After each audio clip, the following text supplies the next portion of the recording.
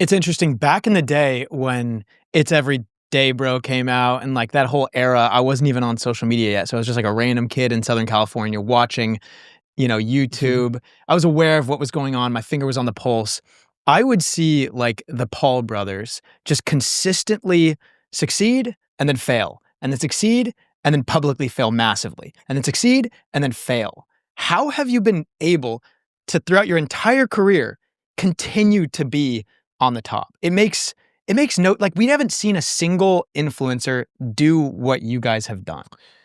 Yeah, I guess, it's a lot to unpack the question, but I think you as Mike Tyson once said, "You only lose when you quit." So, the only people that are can stop you is you. I truly believe that, and just the resilience and knowing who I can only speak for myself, like, knowing who I was as a person, and I think I got looped into a bunch of things, like, even in hindsight, it's like, why did everyone hate Jake Paul, you know? Like, I look back at that and it's like, "Oh, he jumped on a news van. Oh, he did," or people, like, left Team 10. Like, for me, I kinda got wrapped up into a lot of Logan's things, and Yeah, I remember that, he yeah. he, you know, did some a lot, and so I kinda just got grouped into like, the Pauls thing because of the serious that he was getting himself into, um, but I think at the end of the day, man, it's like, when you're doing something different, when you're succeeding, when you're being a disruptor, we are polarizing, like, I'll say my opinion, I'm loudmouth, whatever, sometimes ego, whatever, all of these things, um, that's gonna rub people the wrong way, and I think 50% of the people would see me jumping on the news van and be like, "That's hilarious," and then 50% of the people would be like, "This kid, he's a rich douchebag, like, how is he making this money? He's annoying, cringe," and I see both sides of it, so I get it, but at the end of the day, have that 50% of people that rock with you, like, you can't really be stopped. Do you think you need to be hated in order to be loved, or do you think that you can be all one? Hand in hand. I think for so long, I tried to be the good guy and, like, "No, no, no, guys, like, trust me, all those people, like, leaving Team 10, they're all lying, like, they're I didn't do these things," or, like, whatever people were canceling me for, or whatever was going on back in the day, I'd be like, "No, like, no, like, I'm a good guy," like, but, like, people don't wanna hear that. They're not gonna believe you, like, it's worthless, and I had nobody to come out and, like, back me. So, at some point, I just embraced being the villain. I was like, "Alright, you guys want me to be the bad guy? Like, fine, I'm gonna do it." And as soon as I did that, A, I felt more free, B, all the hate pretty much stopped because people, like, realized I didn't care and that I was using it to my advantage. And so, like, people would still secretly hate and secretly say things, but it wasn't nearly as bad. And so when I embraced the villain role, there was such a big shift and it made my life a lot better. So that was, years and years ago, but um now now I don't care about anything. Like, I'm happy. I love boxing. I love my life. And I'm just me. There's different sides of me. Like, I can be the entertainer. We could sit here and talk about venture capital, business, all of these things, like, whatever. There's so many different sides of me. And so certain people see different sides and they still, like, make a judgment. Um, but at the end of the day, I'm just being me. Yeah, you seem really well-rounded now, and, I'm curious, I'm sure those failures were really important for the development, but what was the biggest failure and the lowest low? And then what was the main thing that pulled you out of that? Like, how did you get out of it? There was, like, that point where I was just, like, was depressed, didn't have anything to show for all my hard work, was being sued.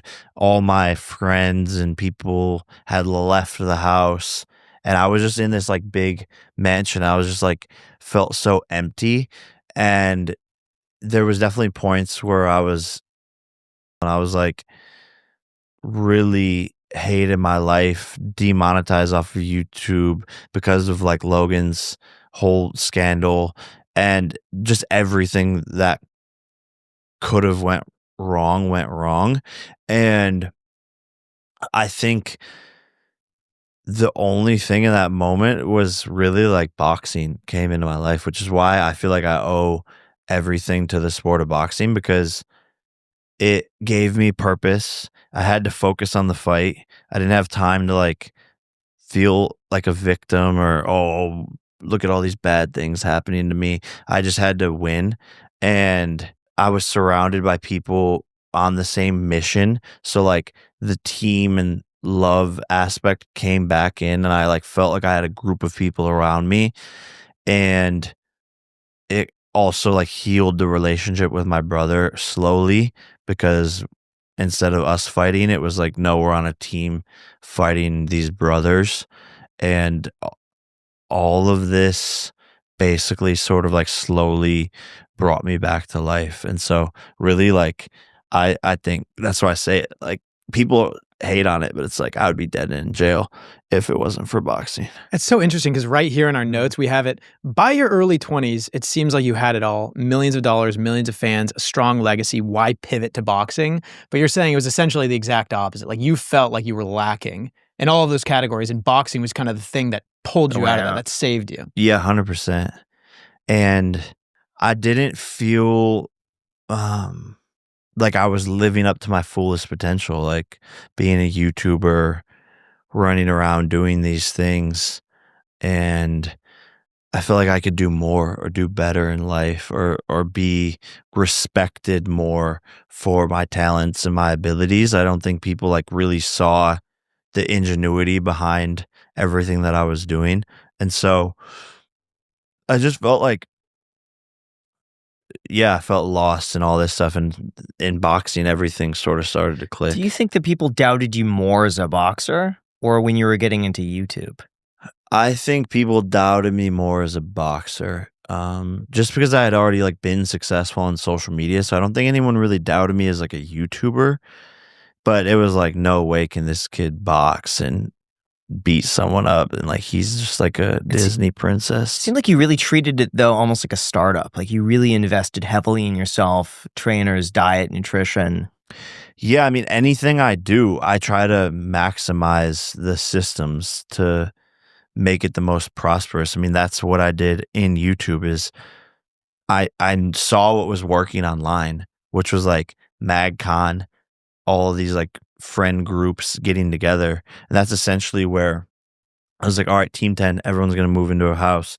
So I would just always maximize like the best systems and create these different characters for people to follow along with and editors filming storylines. I would literally like write out storylines like a reality show for YouTube, and all of these things would go behind the scenes. And I take everything I do very, very seriously and am very competitive. So when I went into boxing, it was no different than YouTube. Essentially, I'm gonna have the best recovery, the best food, the best trainers.